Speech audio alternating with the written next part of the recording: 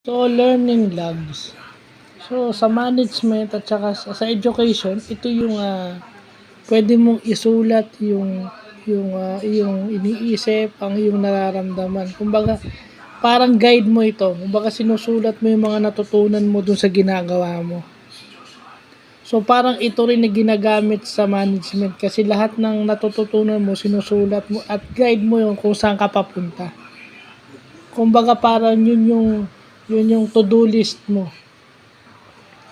Yung to-do list mo is nakalista doon kung ano yung gagawin mo. Then pag natapos mo na siya, alam mo na agad kung ano yung kasunod. So yun yung learning logs. Kasi may mga kagaya ko, 'di ba, nung nag-aaral ako, kung ano yung natatandaan kong itinuro, yun ang akin. At alam kong mahina ako doon, including mathematics and calculus, kaya nga binabalikan natin yun eh. Di ba? Kaya nga tayo nagmamat. Dahil alam natin pinakamahina tayo sa math. Lalo na ako. Di ba? So, kasi kung ang tingin mo sa sarili mo is wala kang kahinaan, alam mo sa sarili mo wala kang kahinaan, wala kang maisusulat sa learning logs mo. Siguro yung mga kahinaan mo is yung mga bagay na hindi mo pa alam. At ang usual na rason dyan is nakalimutan mo lang, pero kaya mong balikan. Pero mahirap din yung nagre-rely ka dun sa salitang babalikan eh.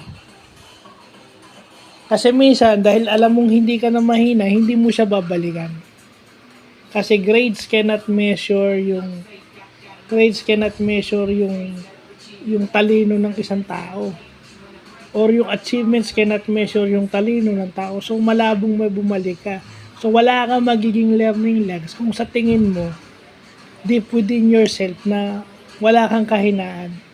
Whether it's academically or professionally, kung wala kang kahinaan, wala.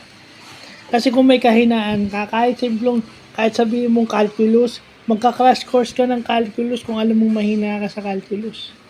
Ganun lang yung kasimple.